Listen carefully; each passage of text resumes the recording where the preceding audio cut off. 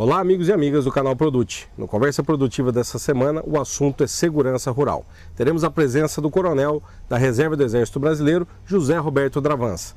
É logo depois da vinheta, não perca!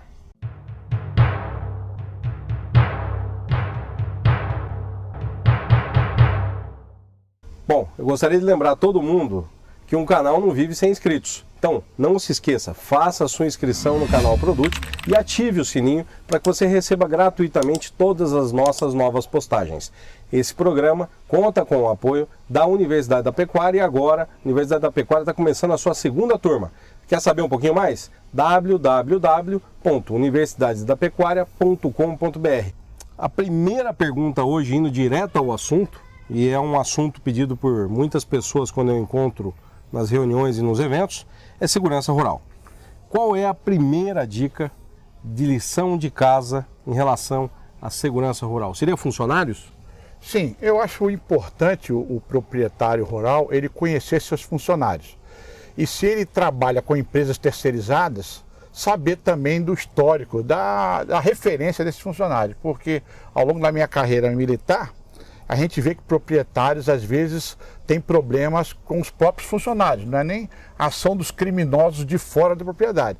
Então, a primeira lição de casa, realmente uma boa dica, é conhecer bem seus funcionários, saber de seus antecedentes, suas referências, isso é muito importante para a segurança. Como organizar a segurança da propriedade rural? Qual é assim, a primeira dica para começar a pensar em segurança dessa propriedade rural, seja ela grande, pequena ou enorme, né?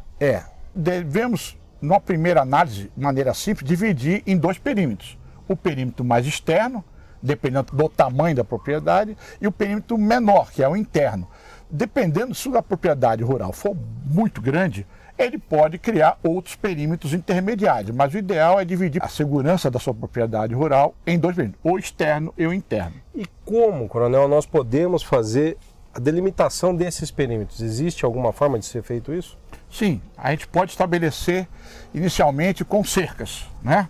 As cercas na propriedade rural têm um papel muito importante, não só para que o animal fuja ou delimite a sua propriedade, mas a cerca bem conservada, bem trabalhada, ela é muito importante. Então ele vai ter que fazer vários consertos nas suas cercas, verificar as cercas, o tamanho, a cor, né? E também as suas porteiras ou seus portões eletrônicos.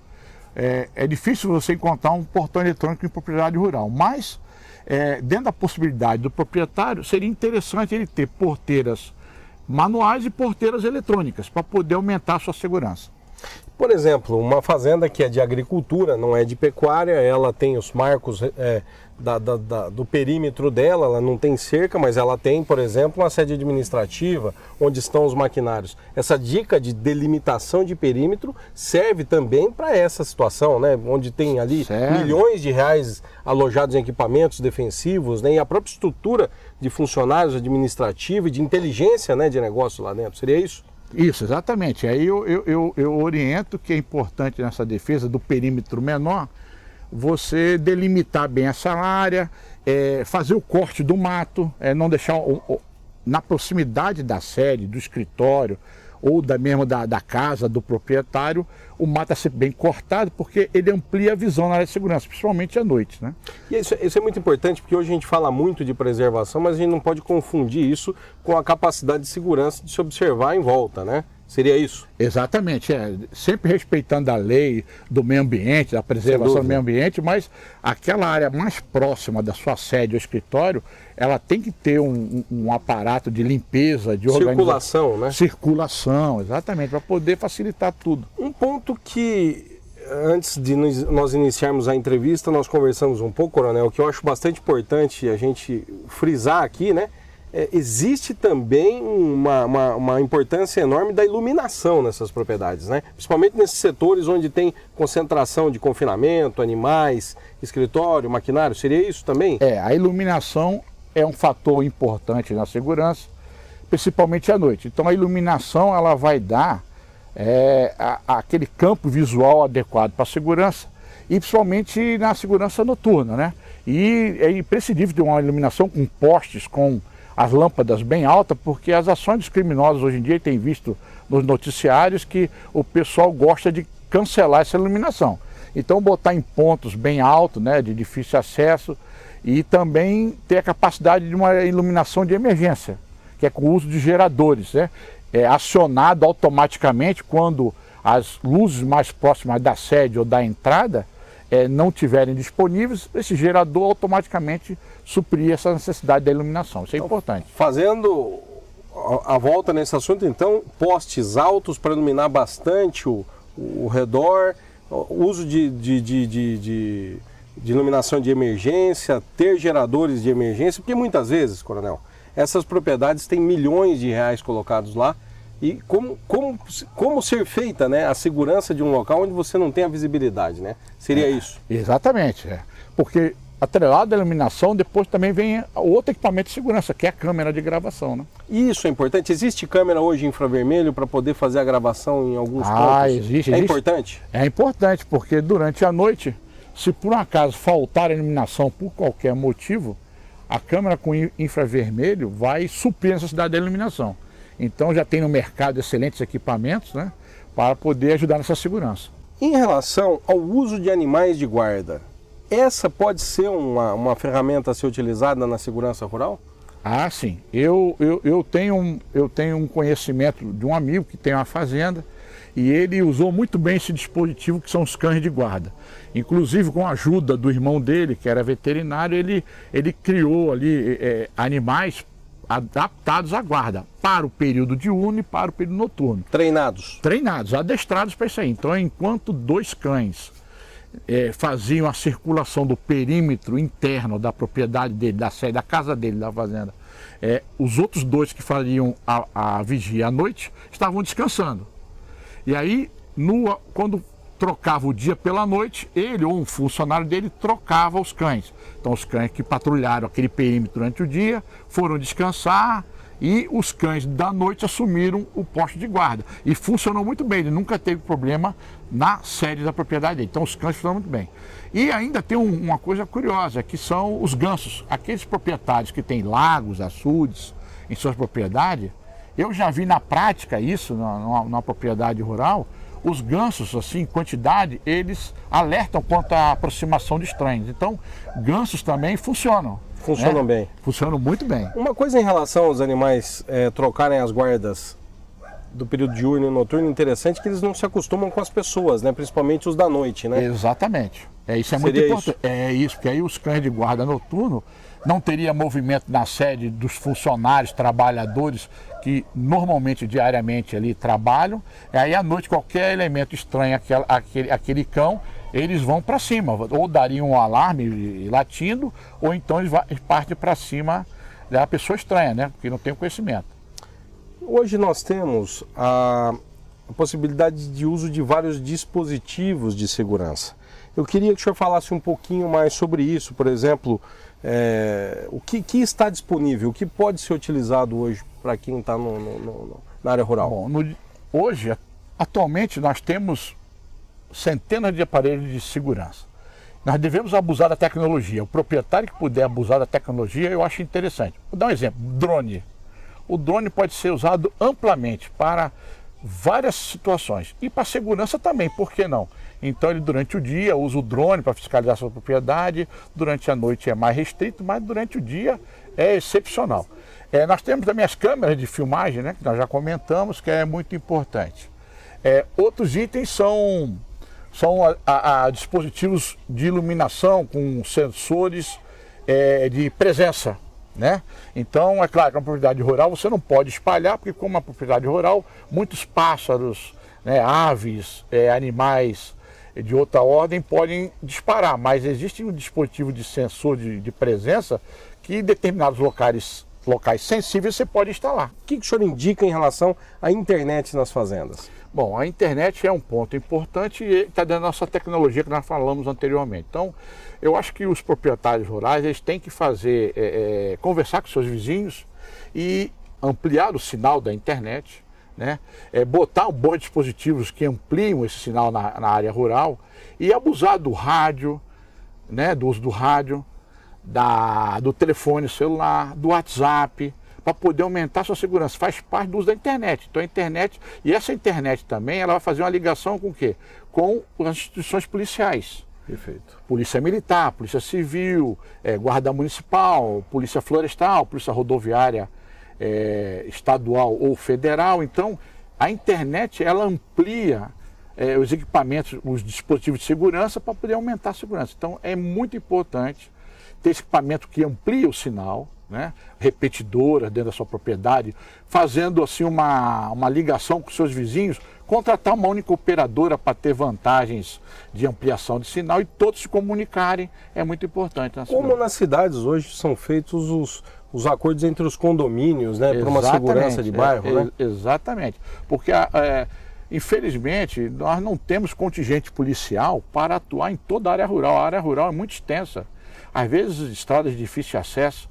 Então, não tem capacidade de patrulhar toda a área. Sem dúvida. Não é má vontade, é incapacidade física mesmo da logística de chegar muitas vezes. Logística, estrada, e aí já para manter a segurança na área urbana, ele já tem dificuldade. E aí para ir para a área rural, teria que aumentar muitos os meios, viaturas especializadas, ônibus especializados e também tempo, deslocamento é grande, né?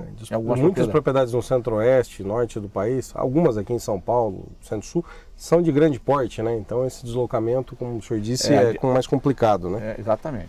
Bom, o senhor disse algumas vezes aqui a vizinhança. É importante trabalhar junto com a vizinhança, conhecer os vizinhos? Quais as dicas nesse sentido? Olha, na segurança da propriedade rural, o contato e o conhecimento dos vizinhos é muito importante. Então, esse sistema de comunicação entre os vizinhos é imprescindível. Então, nós já temos hoje nas áreas urbanas os condomínios e os vizinhos da rua que se comunicam para poder alertar. Então, ter um bom relacionamento com o vizinho, traçar códigos ou senhas de alerta? De alerta para perigo, situações de perigo, etc. Combinar essas senhas. Criar um protocolo, é isso? Isso, criar um protocolo de segurança, porque se não se ajudarem, hoje é roubado a propriedade do senhor fulano de tal e amanhã é o ciclano. Havendo facilidade, o bandido vai entrar em qualquer lugar. Ele vai voltar. E os protocolos de segurança, dispositivos de segurança, a vizinhança atuante são inibidores da ação dos criminosos. Eu tenho certeza disso porque eu já vi isso na prática, né? Então, quando a vizinhança ela realmente se reúne em prol dessa segurança, ela inibe, porque essa informação ela corre, né? Então, essa comunicação entre vizinhos ela é imprescindível. Nós falamos da vizinhança e tem um outro assunto que nós conversamos também antes da gravação desse nosso Conversa Produtiva, que é a questão dos planos de emergência. Fala um pouquinho mais, Coronel, para a gente sobre isso, a importância disso. Eu acho que todo proprietário rural que tem um considerável número de funcionários e familiares que frequentam a propriedade, ele tem que ter um plano básico de emergência ali. Coisa simples, mas eles têm que saber o que fazer em situações de perigo, de emergência. E para isso tem que treinar tanto os familiares quanto os funcionários. Então criar um plano ali de acordo com as condições que ele tem, locais de acesso, galpões fechados, atuação de sirene, né? Sirene bem alta para poder alertar todos os funcionários.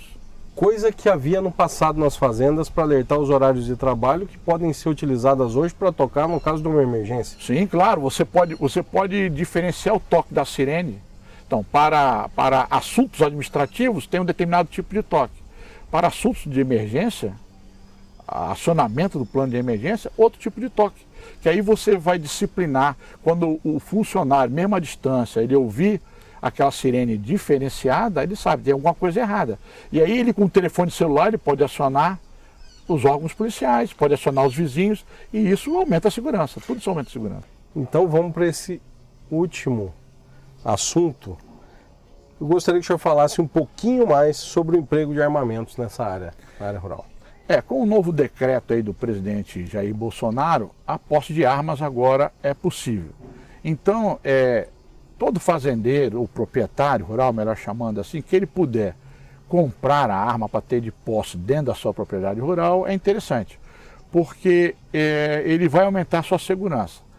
Então, além disso, ele pode, levando a questão à Polícia Federal, porque essa arma que ele comprar, que ele adquirir, ele vai ter que registrar no SINARME, que é o Sistema Nacional de armas, que é controlado pela Polícia Federal.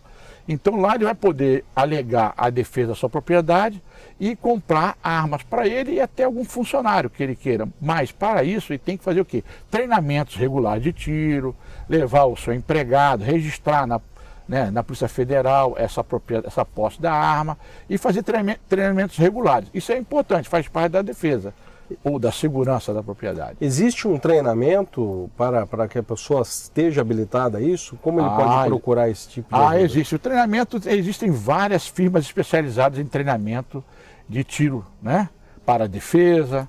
Então, é importante ele estar sempre dentro da lei e fazer a compra dentro da lei e treinar ele próprio que vai fazer uso da arma ou um funcionário que ele acha importante. Não pode todo mundo ter arma, mas algumas armas para a defesa da propriedade, a segurança, ela é importante, eu acho importante. Eu acho que é importante frisar o que o senhor está dizendo na questão. As pessoas têm que estar habilitadas para o uso da arma, treinadas, as armas precisam estar regularizadas e, acima de tudo, né, precisa ter consciência e treinamento de toda essa equipe, né? Existe, eu acho que uma parte importante, e eu gostaria da opinião do senhor sobre isso, é a questão do treinamento também da equipe, né?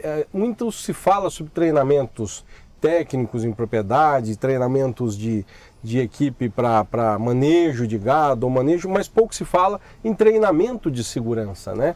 Isso. Essa é uma ferramenta que deveria ser adotada pelo proprietário, independente do tamanho, né? Exatamente. Para ele, até para a família dele, né? O treinamento do plano de emergência, é importante para todo mundo, familiares e funcionários. Então, realmente a gente vê isso em grandes empresas, né?